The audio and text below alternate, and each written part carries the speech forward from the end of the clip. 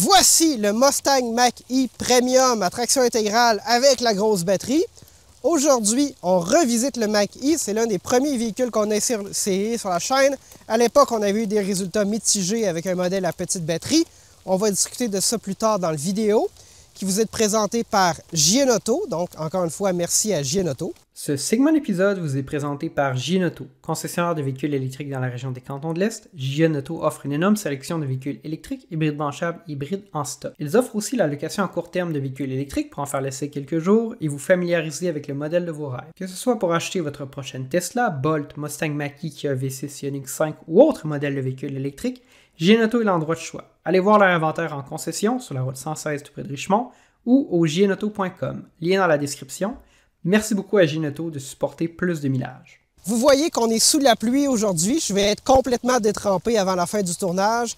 Donc, par solidarité, on vous invite à liker la vidéo, vous abonner et cliquer sur la petite cloche pour être notifié la prochaine fois qu'une vidéo est disponible. Ça nous aide vraiment à produire plus de vidéos comme celle-ci. Au niveau du style, le Mach-E ou le Mustang Mach-E est évidemment inspiré de la Mustang. Donc, Ford a choisi sa marque la plus forte pour lancer ce véhicule-là il y a 2 ans. Donc, on y va avec un style qui est celui de la plupart des VUS électriques. Là. Donc, on a une ligne de toit qui est assez basse, une garde au sol qui est assez basse aussi. Donc, on a une garde au sol qui, selon les dires de certaines personnes, est inférieure à celle d'une Mustang GT avec le V8. Puis, au niveau de la ligne de toit, on a été chercher une espèce de combinaison entre un VUS et un coupé. Puis, ce qui est arrivé, c'est que Ford a triché, en fait. Donc, la ligne de toit est très recourbée, mais on a une portion en noir ici qui donne plus d'espace à l'intérieur. Donc, on est plus près, disons, d'une familiale que d'un coupé. À l'avant du Ford Mach-E, on a évidemment un frunk qui est de taille moyenne. Donc, ne vous attendez pas à voir un co-animateur de plus de millage caché dans ce frunk. Donc, on a un espace adéquat pour mettre peut-être 2 sacs à dos ou quelque chose comme ça. Mais ça va surtout être pratique pour les objets que vous voulez avoir dans la voiture, mais vous ne voulez pas qu'ils traînent dans le coffre, comme des traction aids, des câbles de survoltage et ce genre de choses-là. Donc, c'est adéquat au niveau du coffre, à peu près moyen dans la gamme. Le Mustang Mach-E n'a pas réellement de poignée de porte, parce que dans les voitures électriques, les poignées de porte, c'est comme un sujet là, hautement controversé. Soit on en a des vrais, mais qui réduisent l'autonomie, ou on en a qui sont cachés, qui augmentent l'autonomie, mais qui restent gelés l'hiver. Sur le Mach-E, on est un peu un entre-deux, donc on n'a pas vraiment de poignée de porte. On a un bouton qu'on presse, puis ensuite, on peut prendre cette braquette-là là, qui dépasse. À l'arrière, un peu dans le même ordre d'idée, mais ici, on n'a pas de pièce mécanique qui dépasse à retenir. Donc, on appuie sur le bouton, la porte s'entrouvre légèrement, puis on peut glisser la main et ouvrir la porte. Donc ça, je crois que c'est relativement unique au Mach-E. Peut-être quelques autres voitures qui sont comme ça. Mais je préfère presque ça à des poignées de porte rétractables. J'ai l'impression que ça va être un peu plus fiable s'il y a de la glace, du verglas. Nous allons bientôt conclure avec l'extérieur du Mach-E avant que mes mains gèlent complètement. Donc, pour ce qui est du coffre, on a un haillon à commande électrique, évidemment, comme dans bien d'autres modèles. Le bouton est caché comme un peu loin, c'est dur de le trouver. Puis après ça, on a un coffre là, typique de VUS compact à l'arrière, quoique la ligne de toit est rendue très basse au niveau du coffre. Donc là, on n'a pas autant de place que dans un VUS compact comme un RAV4, CR-V ou ce genre de modèle-là. Ça se rapproche peut-être plus d'un BZ4X de Toyota, par exemple. Parlons de l'intérieur du Ford Mustang Mach-E. Ici, j'aime bien. On en a déjà parlé, comme je vous dis, dans le vidéo qu'on a fait de cela plus d'1 an. Ford a essayé de recréer la recette Tesla. Sauf peut-être le combiné d'instruments ici, qui est un ajout très intéressant, mais écran vertical, dans le fond, la prise en main, console ici.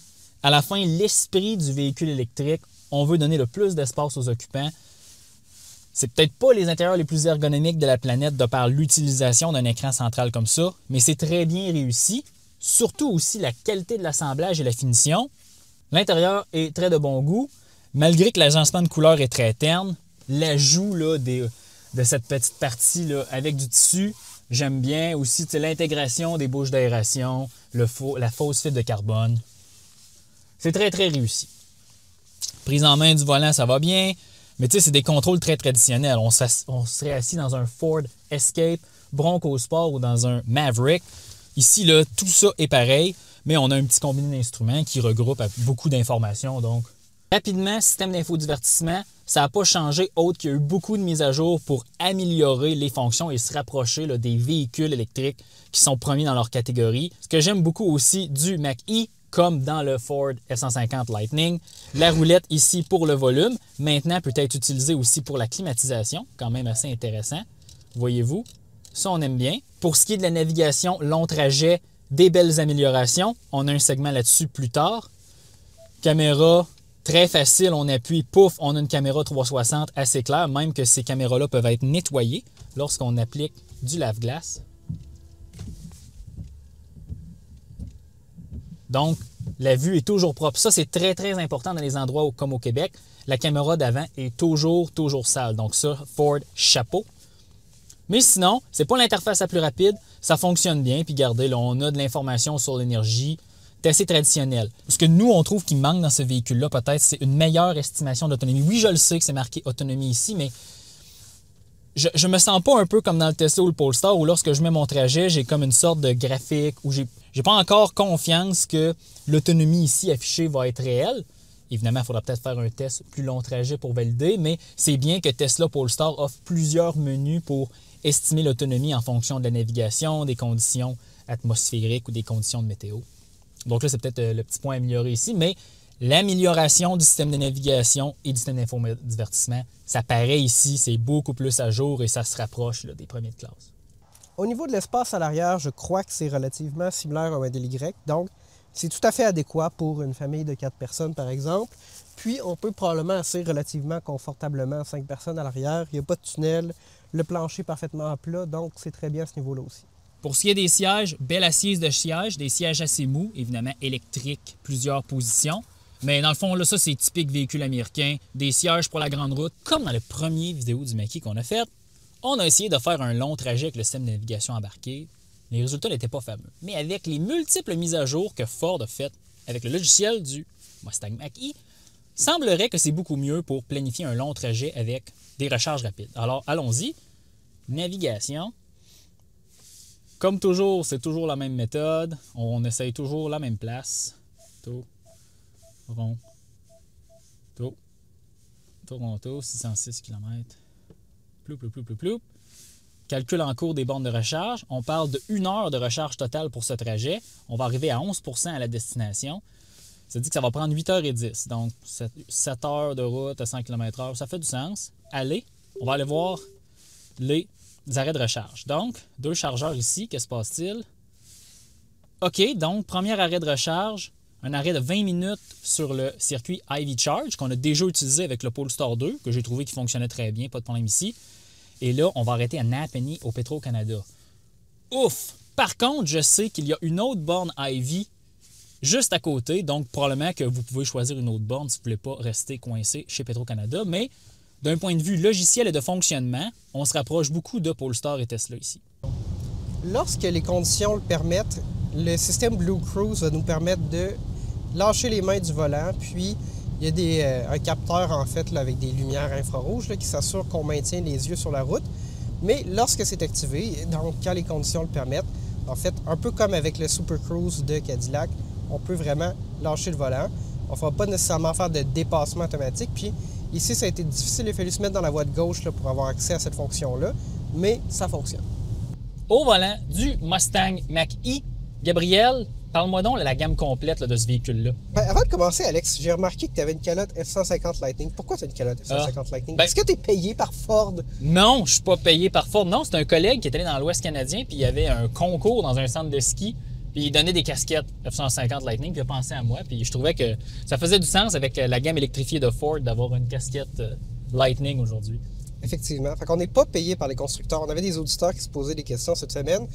Les seuls revenus marginaux que Plus de Millage fait, c'est YouTube puis des commanditaires comme JN Auto qui acceptent de nous supporter. Donc, si vous voulez supporter la chaîne, vous pouvez cliquer sur « Se joindre ». Donc, il y a une possibilité, ça vous donne accès à des vidéos en avance, en primeur sur les autres auditeurs.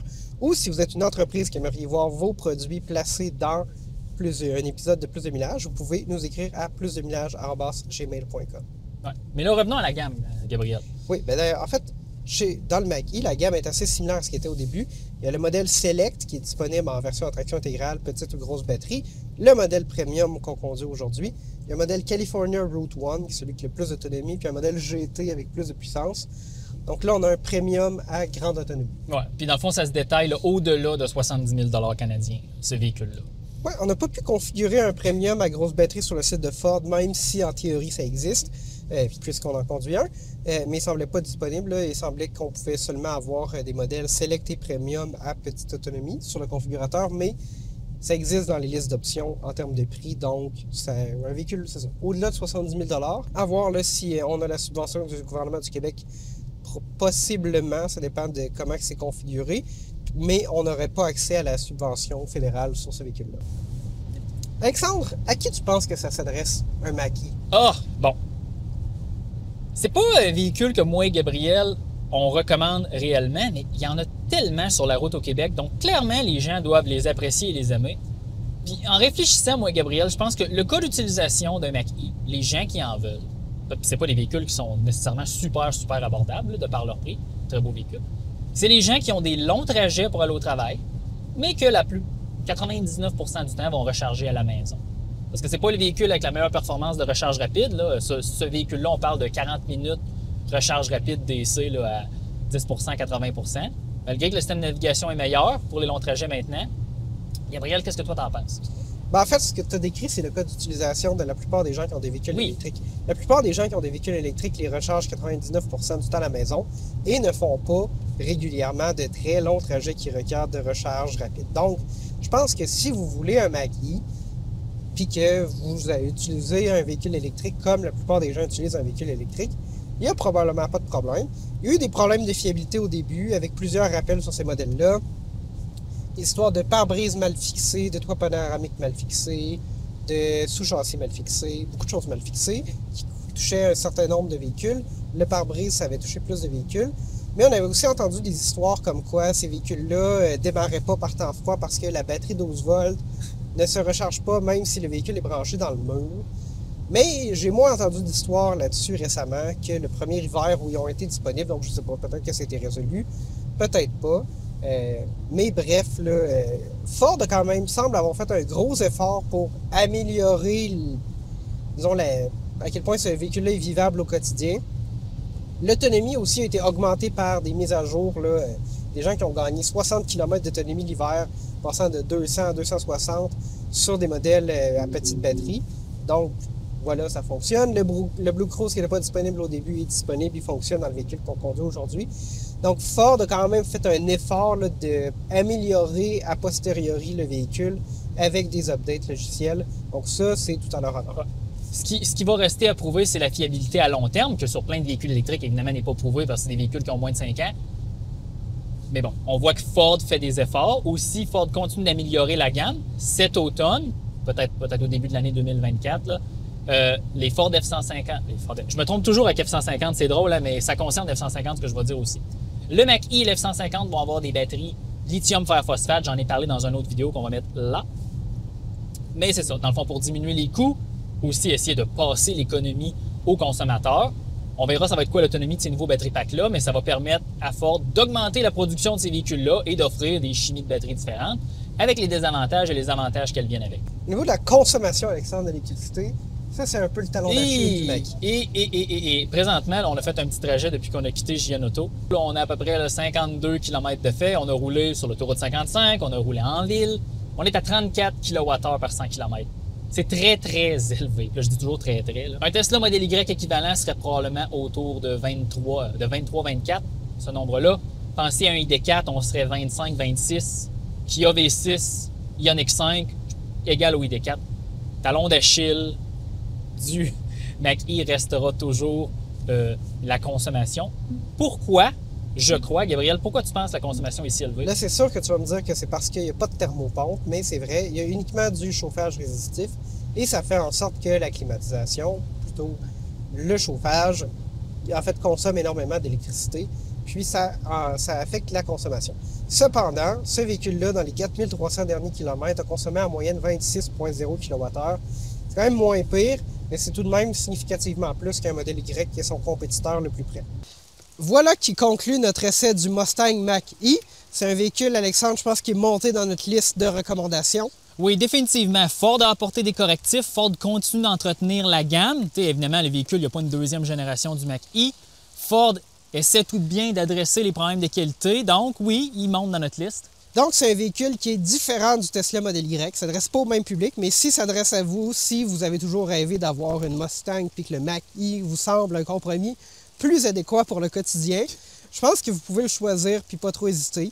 C'est un véhicule qui a ses défauts, qui a ses qualités, qui a certainement un look qui se différencie de celui des autres véhicules électriques. Donc, si vous voulez y aller, allez-y. Et peut-être, par solidarité, il pleut encore plus fort que lorsqu'on a commencé la vidéo. Un petit like et on se reparle dans un autre épisode.